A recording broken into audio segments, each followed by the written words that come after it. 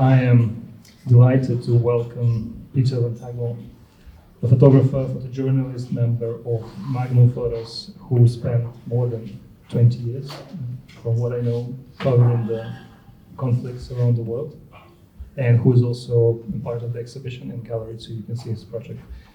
And it's the same title as his latest book, Look at the USA.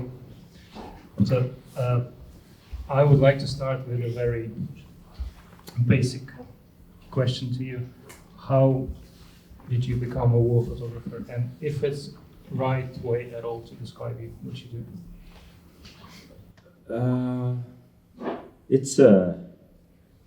I mean, you can describe me any way you like. It's funny, it's going backwards actually. Well, just to say briefly, because I'm not giving a presentation about the pictures, the wars I've covered mostly are two that are of very personal significance to me. One, the American wars in Iraq and Afghanistan and their aftermath. The other, which I covered from 2006 until essentially 2022, after the collapse of Afghanistan to the Taliban, which provided a kind of border a little bit on that post 9/11 period. And then the other is, and this is what's here, for some reason it's running backwards, but that's interesting too, is the endless war in Israel and Palestine, which I've been covering since 2012. And I'm connected to that place through faith on some level as a Jew, but through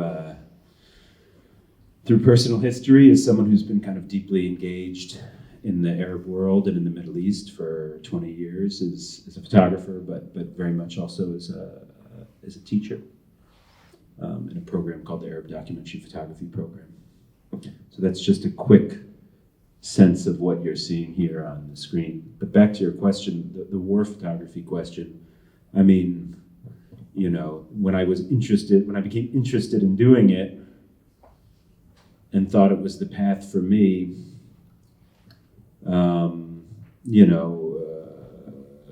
it's at the time when a lot of stupid young men make ridiculous decisions because, I thought it was fascinating. I thought it was a way to improve my manhood.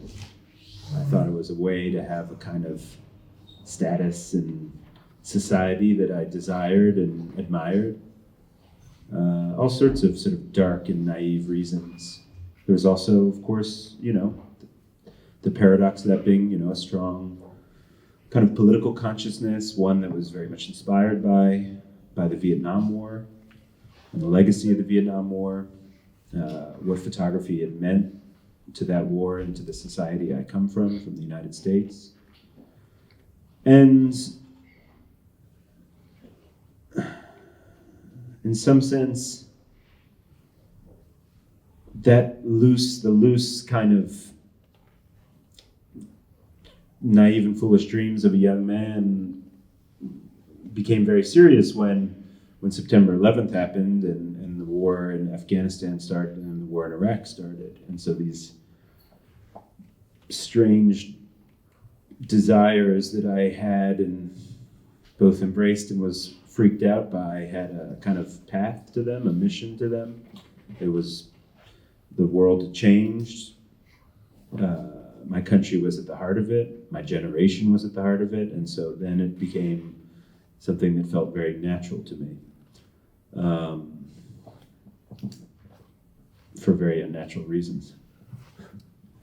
If we just return to the conversation before the lunch break, when Evgeny was telling his story and about photographing in Ukraine, being Ukrainian, you started your photography career by going very far to another part of the world to photograph American war in Afghanistan, right? Or Iraq was the first. First in Iraq, yeah, then Afghanistan shortly after.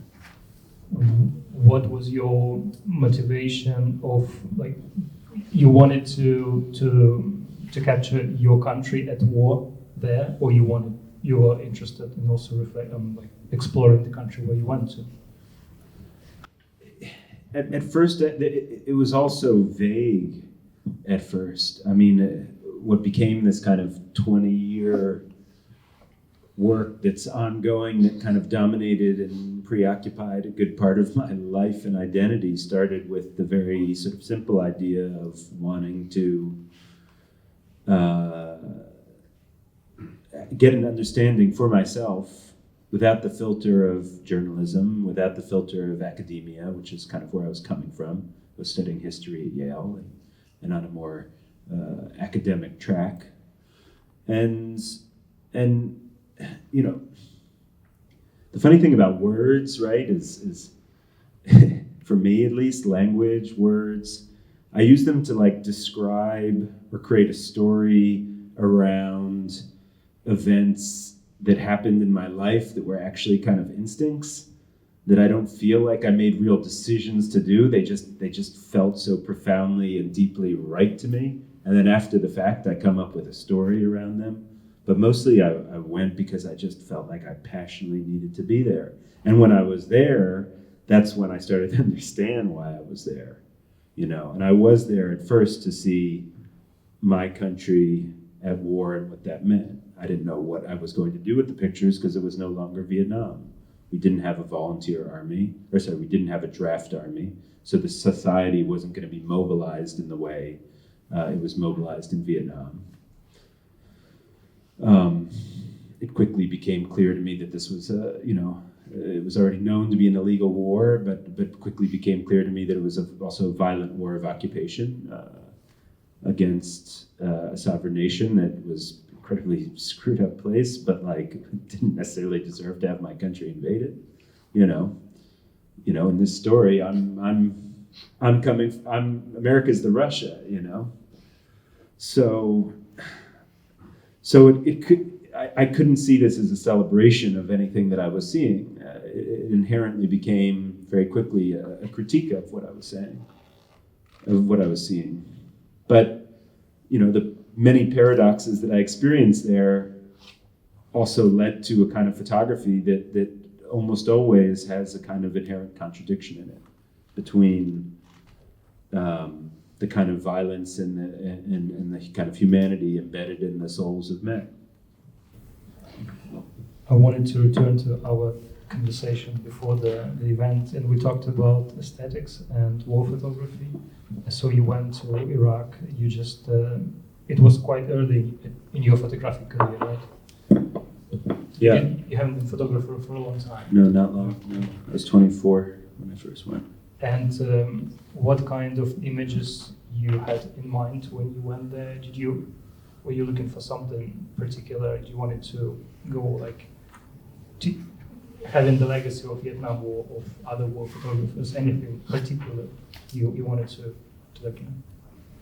I mean, I think at first, because I was young and didn't have a lot of experience and had no formal training as a photographer, inevitably you are subject to your influences. And to me, the influences in photography that I knew were ones that were documenting the violence and tragedy of war on the front lines in a very kind of straightforward way. And that was the kind of work that inspired me, and that was the kind of work that I started doing and did for the first few years. I was covering these conflicts. But very soon, kind of the cracks in that began to form. One of the cracks being, my ability to sustain working on the front lines indefinitely, which I realized if I wanted to keep working on the front, as it were, that I needed to do it not as intensely as I had been doing it, because it was starting to mess with my head too much and kind of ruin my personal life and detach me from my friends and family and society at large. And I noticed that, and I was scared of that. Scared of getting lost to the wars. But the other part of it was that it quickly became clear to me that kind of the language of war photography that I knew was sort of inadequate to express all that I was experiencing. So I kind of had to develop my own language to describe the many layers of what I was seeing. And I realized even within that, photography itself wasn't enough, that I had to write as well. That much of what was sort of resonating in my soul was things that could not be described in a picture. If they cannot be described in a picture, what was the way to you to actually communicate the stories you wanted to communicate? And what kind of purpose your images had in your head? Like, what was the ultimate goal of spreading them?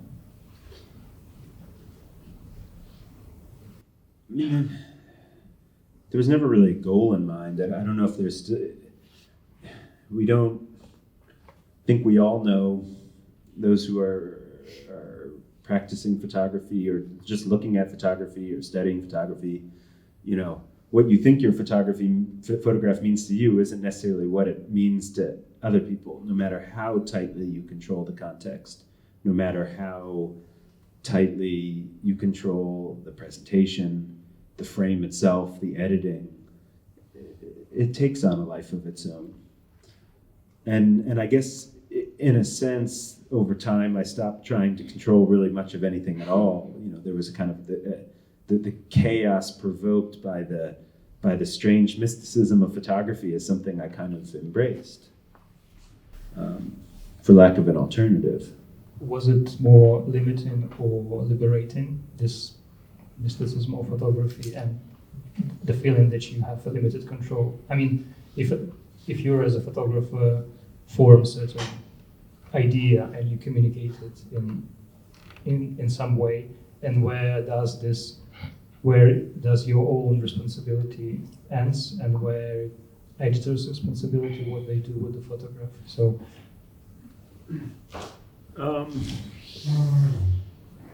you know,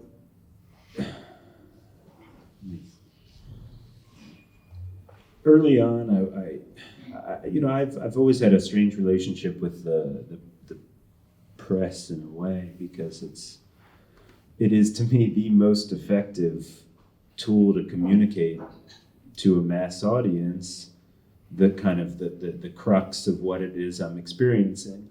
And when I work, as I tend to, with editors that I trust and that trust me, it can be like a powerful means to an end. But at the end of the day, you're just putting the work out there carefully, but not knowing what the reaction will be, if any at all. So that's very empowering on some level, but on the other, because you're reaching millions of people or what have you through the New York Times, but it's also humbling and in a sense helpless, because it's, we're living in a world, and this has changed over the course of my career, where the front page of the newspaper doesn't define the iconic image necessarily anymore. Sometimes it does, but oftentimes it doesn't. We have a whole ecosystem of social media in a way that's taken over how information, particularly visual information, is absorbed by the body politic. And as soon as that started, the momentum of that started and strengthened, which has really just been over a decade, not much time at all. Then suddenly you have AI coming in that in very short order is going to kind of redefine entirely what we think is real or not. To the extent that when I talk to my niece and nephew and things like that, I just had edited a book of 85 years of photographs from the Magnum Archive about the United States. And I was really excited that my nephew, when I was showing it to him, he was really into the book. He was really excited, but every he was asking, is this real or is this AI? Is this real? That can't be real. I was like, no, no AI existed when these pictures were made. So there's this challenge that the world I came into of photography, very much inspired by Vietnam, very much inspired by the myth making around the industry and photojournalists that we love so much. The reality I found and the reality that got transformed has created an alternative world that, like, I don't necessarily know where I fit into or what it all means. I just know that it feels important for me to do it. Has it changed much, the field of photojournalism, and where you find yourself in this field now? Yeah, I mean, I'm a freelance photographer represented by Magnum Photos that's won most of the major awards in the industry, and there's absolutely no way that I can make a living being a full-time photojournalist. So, Okay. for example, I'm by any like objective measure at the top of my field, and it's, I don't even know if I wouldn't call myself a photojournalist because by far the majority of my income does not come from photojournalism, and it never will again. Day rates haven't gone up hardly in 40 years. There's so many photographers out there, and there's so many local photographers out there that, like, which is a good thing. The paradox is there are many good things, like the loss of the kind of power and privilege usually accorded to people like myself, which isn't great sometimes to me personally, is probably actually very good for photography. So zooming out into the big picture, like I'm very, not only am I kind of happy about it, like I've made a big point of supporting it by teaching the people that I know are going to replace me, because I think in many ways they're better qualified to. So, I keep talking about paradoxes and contradictions, like inherent in this whole process are these things. We were talking earlier about, and there's been this conversation all day today in a way about like the aesthetics of war and what's too aesthetic, and to me, as someone who I guess tries to triangulate 20 years of experience covering war, a sort of academic grounding and just whatever, my human soul is this it means staring some very, very uncomfortable realities in the face and in the mirror, that war is beautiful in its tragedy, because humans are beautiful in our tragedy, and our capacity for beauty and tenderness is deeply embedded in us, a capacity for violence. In a nice, neat, civilized society, we do not understand that we are animals, and we are killers if given the right conditions. Basically every single one of us, and you see that in war. And so these questions stop having any resonance in a way, because beauty and tragedy commingle so neatly, so perfectly in my understanding of humanity. So you think there's no contradiction between aesthetical object and evidence or picture of atrocity? I guess it depends how you define aesthetic too, and everyone defines aesthetic in a different way. Like, what's aesthetic to you, for example? Aesthetic of war photography is totally different from aesthetic of oil paints and landscape, of course. So it's probably just different discourse. Well, but interestingly to that point, how we understood in war until the invention of photography was through the aesthetics of oil paintings and drawings. I mean, Goya's Disaster of Wars remain, a standard kind of visual reference point for war. Well, is that aesthetic? It's aesthetic. It's hell. Every oil painting that existed that tried to define history and violence and human nature from the Bible onward was aesthetic. Aesthetics are primary to our emotional understanding of war, in my opinion. Otherwise, think of all the pictures we don't remember about war. We don't remember them because they don't resonate. Even a picture that is seemingly anti-aesthetic is aesthetic, in my definition. Ella and Curti, that is not a James Nachtwey photograph or what have you, or a Sebastião Salgado photograph. But like, is the resonance of a dead boy curled up on the beach somehow aesthetic? To me, it is, And so this is my trickiness with this thing. It's like, if everyone defines this word differently, it's very hard to have a conversation about it. Maybe that's why it keeps on popping up again throughout the day. Peter, you still have this drive and motivation to photograph war and conflict? Are you doing it now? Are you going to? What's your vision of you as a photographer at the moment?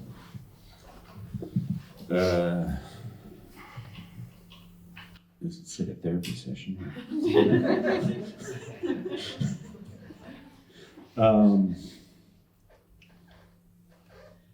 I'm having a very What do you do now?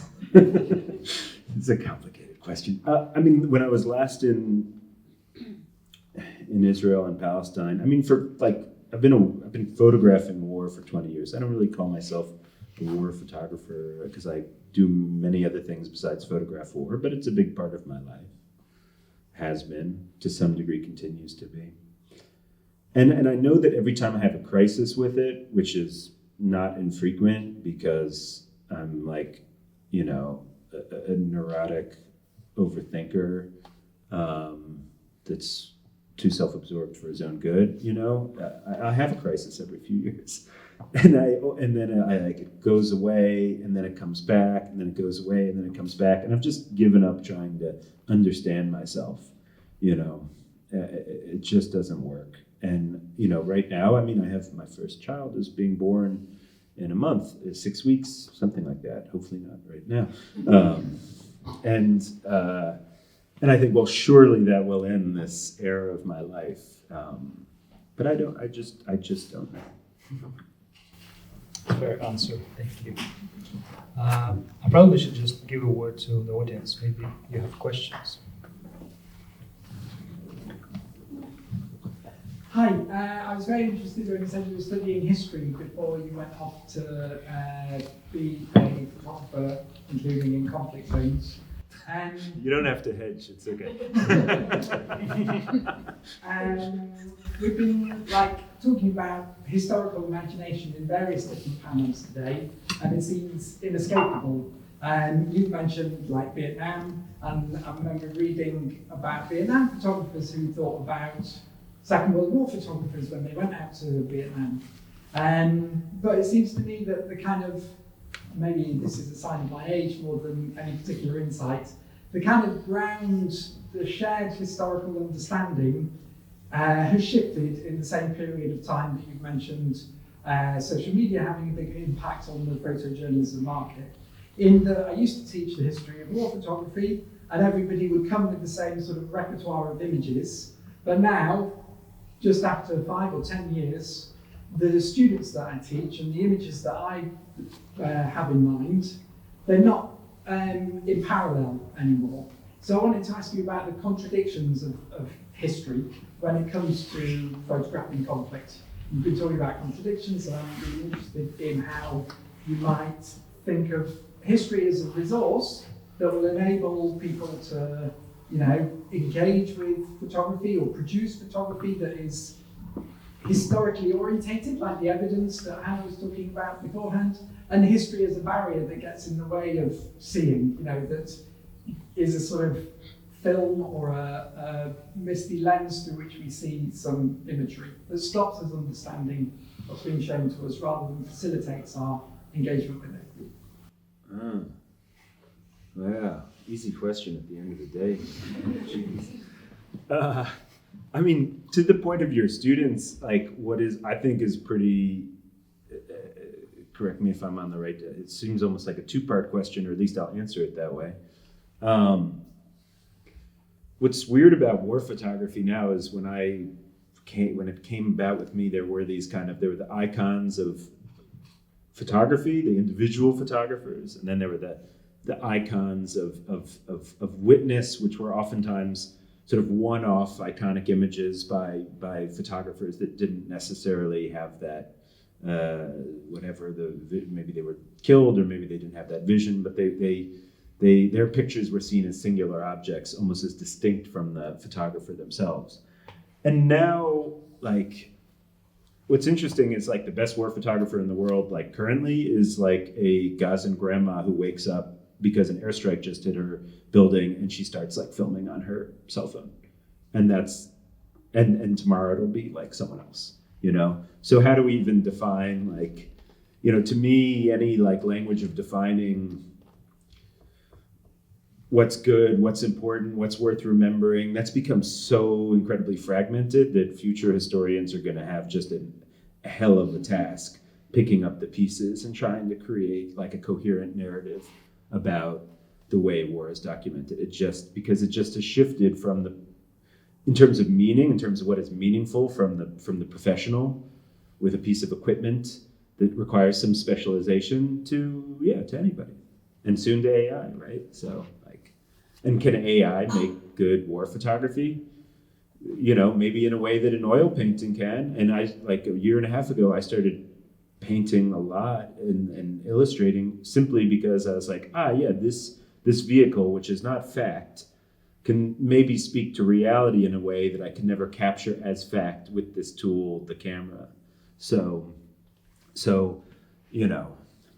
I'm answering your question by not answering your question, maybe, or by asking 10 other questions. What was the second part? Short. About historical imagination, like whether history is a resource or a barrier, or spoiler alert, both. Yeah. I mean, it depends who's writing the history, I suppose, as well, right? Like any history. Like history is living, history is breathing, and history is not neutral, even if it tries to be. And the way, if I think of history that interested me, and before the Vietnam War, I was very interested in the Second World War because that's where my grandparents had served, and that was kind of the formative moment of their lives, and that was clear from an early age in the storytelling that how dominant and meaningful and shaping war can be, to the soul of a young man amidst its horror, another profound contradiction. And the history I learned about World War II has shifted so steadily over the years to something that is almost unrecognizable as its primary form. And yet that's just me, right? It can still be weaponized in all sorts of fucked up ways by whatever actor wants to use it towards their own ends. Look how the Russians are using history right now to justify their actions. Look how the Americans use history to justify their actions. Well, which history?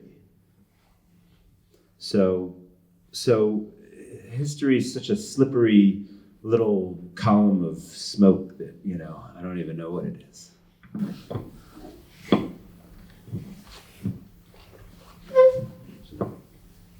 Richard, I want to ask, what is your view on, so you were talking about how hard it is to make a living as a photojournalist now, and in a nutshell, what is your view on the future of the profession of specifically war and conflict photojournalism? So if it's not going to be the case that the sort of guys and grandma obliterates professional photojournalism, how does that profession get organized in the future, like economically, this way?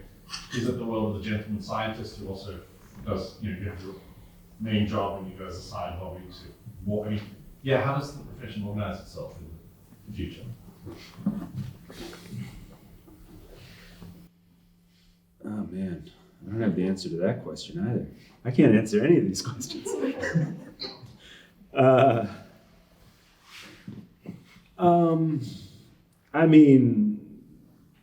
War photography anyhow, photojournalism anyhow, has kind of, by and large, been a little bit of like a playground for the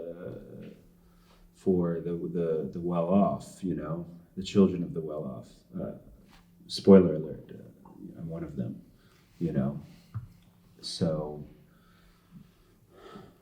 which isn't to say that mommy and daddy bankrolled my trips to war, far from it, but when you come from privilege, you have room to fail because you'll fail into an embrace, and then you go to law school, or you succeed and everything's, and it's okay. But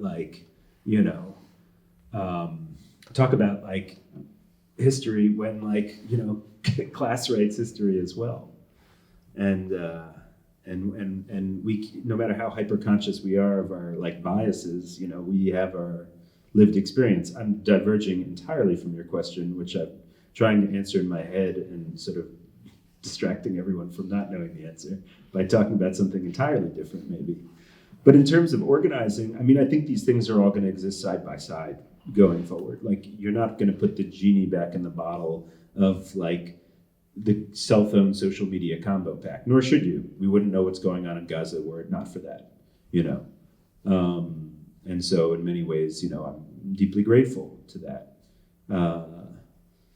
I think the role, what I've been seeing, I think the role in many ways of the wire service photographer still is going to be like, you know, further kind of, further consolidated and in a way strengthened, particularly as the wire services are now having, by and large, a little bit more of a tolerance for kind of personal authorship within the work of the wire service, as long as you're sticking to the rules, you know, playing the game and listening to the boss.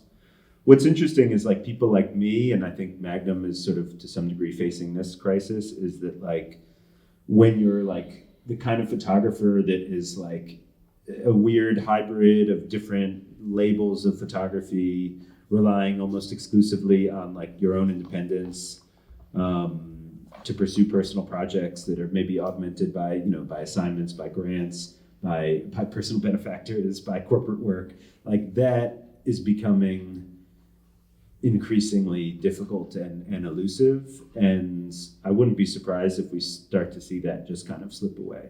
You know, already in Ukraine, I feel like I've started to see it slip away. Like I've been surprised.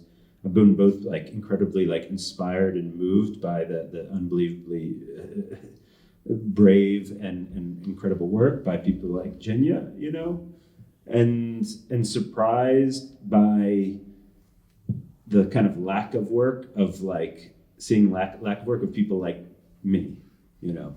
And so that to me is like this retrenchment of economic forces that's, you know, affecting directly the documentation of war. Or I might not know what the hell I'm talking about because I just haven't seen this person yet, so who knows? That's the other option. You should be able to answer questions. For many years, like covering the war, do you feel yourself addicted by this adrenaline rush to go and to feel yourself alive? Everyone, I should get some beers here. Yeah, we'll have to talk about. I'm going to ask you that question next. Be careful, man. You know. For a long time I did. You know, it was giving me such a sense of purpose. It was addictive that like all the shit, all the voices in my head, all my doubts, all my anxieties, all my uncertainties, all my insecurities, they don't exist when you have a problem to solve and like you might die doing it. And so there's something like, talk about paradox, there's something so beautiful and something so horrible as that. But it took its toll. Basically it took its toll on me, you know, because I loved that feeling and was also horrified by that feeling. It started to destroy my soul, basically, you know. So I had to find my way out of it because I was going to lose myself, and that scared me. So, but first I did a bunch of drugs and drank too much and made a lot of bad relationship decisions. Then got into therapy. That helped a lot. Sorry. I wondered if I could ask, because obviously 20 years is a long time to be involved in this arena, and I'm wondering if I could ask whether you yourself, in looking back, particularly maybe wars which have stopped involving you, so maybe Afghanistan is a good example, with that sort of a distance in terms of American involvement in Afghanistan, whether you look back at your work and you're actually shaping, you're talking about the book that's coming out, whether you yourself are shaping your contribution to perhaps our collective understanding of that particular circumstance, whether you actually look back at what you've done and try and assess the impact that you feel those images may have in the world?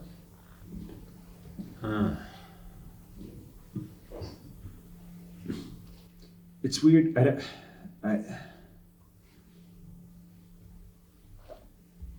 I don't really think that way about my own work because I've never taken a picture that's penetrated the popular consciousness like Jen has, for example. Like that, it is a very rare thing that like a single image, you know, we're talking about icons here, becomes an icon, like a true icon, you know. It's a very complicated thing when that happens. The meaning of that icon meant something then and means something kind of maybe a little different now and will mean something different probably going forward. So even that isn't fixed. We're still debating, you know, we just had a movie come out about the napalm girl from Vietnam. You know, 50 years after the photograph is taken, the notion of that image is still under review, still being understood. So I occupy this slightly different territory where, you know, very quickly I realized I don't think I'm a like iconic type photographer. Magnum doesn't have the reach it did. I'm doing a lot of stuff on my own independently because I really need, because the stories I'm interested do not fit into a media narrative and I can't get an assignment to do them, so I need to fund it through other means. And so I quickly understood that actually my primary interest in history, my education in history was really what I was after.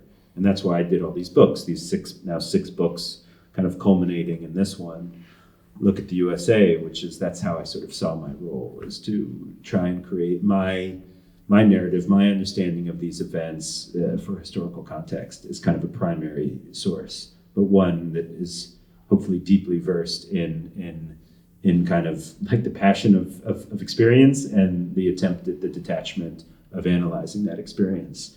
And there's a third layer of it that runs through this book and all the other books, which is like I'm intensely self-critical of myself because like I'm like showing all these like definitive, decisive pictures in a very calculated order with these like, you know, clearly defined words, and yet like I don't even know if I trust myself. So I'm like undermining myself while trying to tell a story. And somehow that works for me, you know, because as we talked about earlier, I rambled about earlier, that like I don't see history as this fixed thing, and I don't want to pretend like I'm the one trying to fix it, you know. And like I've made, you know, these efforts to, I guess, have this position or what have you in photography that means something or other. And then I see like the power, like some of the power that's accorded to me for it. Like I don't trust it, and I want to push back against it. Like I want it, but I don't want it. You know, paradox, contradictions, buzzwords of the day. Last question. Mike Campbell has spoken a little bit about how Iraq was a war that the reception of the photojournalist on the ground changed. And I was just wondering, in your experience, how has it changed or has it stayed the same in terms of how people react to you being there? Particularly in places like Iraq where you were American. Mm-hmm. But even Palestine, Gaza, those kind of situations, like what is the reaction? How does that shape the images that you then create? Yeah, that's a good question. That's a good question. See, this is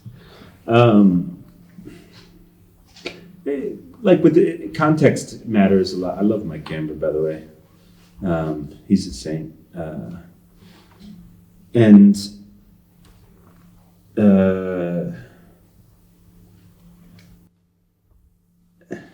a lot of it depends on context, right? Like when I would be like this book, these pictures just kind of hint at this sort of many-layered look at these societies, and both of them, to me, covering a war, like it only interests me if I can cover both sides of the war.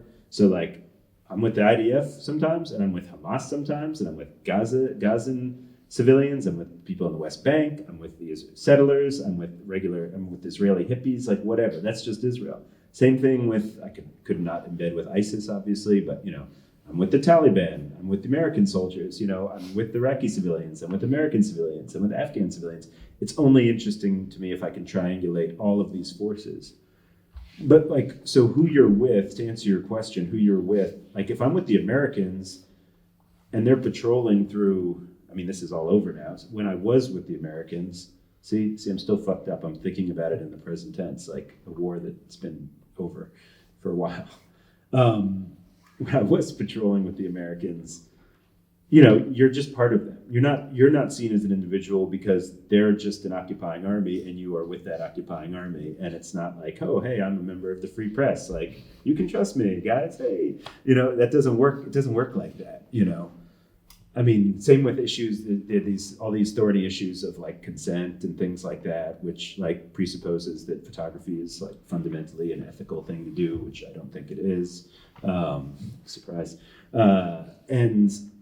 And like consent, I remember in all these situations, like, you know, it didn't matter because it was always like kind of forced consent because you're in the position of being with people that they can't say no to. So it's like, but then if you don't take the picture, then you have no record of this horrible violence. That's your reason for being there in the first place. So it's like one of 1,000 ethical conundrums you face where you just have to trust your own sense of reality and understanding of what you're there for. And what's interesting about being with sort of Afghan civilians or Iraqi civilians or Palestinians is like, and particularly in a way as American, and in Palestine oftentimes particularly as being like a Jew, is like people are generally like really happy you're there. And we're really happy you're telling that story. And there are all these like debates that are going on, like online and on Instagram and in forums and here to some degree that like, that oftentimes remain to me these just kind of like purely hypothetical things that are like interesting guidelines for how to think about and approach one's work, and definitely have informed my thinking about how I do. But the reality when you're doing it is just so profoundly different. And like, and Jinya, I'm sure, has found this a lot as well. Like, when people feel isolated and alone and forgotten and frightened and like, you know, you're there with like trying to show humanity and share the risk they're taking and try and tell their story quite sincerely, most people respond to that, you know. And I've had plenty of times where people said, you know, I don't necessarily agree with all your conclusions, but I'm glad you did this story, you know. And then there are times where, you know, maybe you think you got it right, but other people think you got it wrong, you know. And sometimes they're right and sometimes you're right. There's no neat answer to any of this. I'm full of confusing ideas for everybody today. Anybody else want to be confused? Or are we done? I think we're done, right? I think we can stop here. Yeah, it was good. That's enough. Yeah. Sasafi. Thank you very much. Thank you. Thanks, everybody.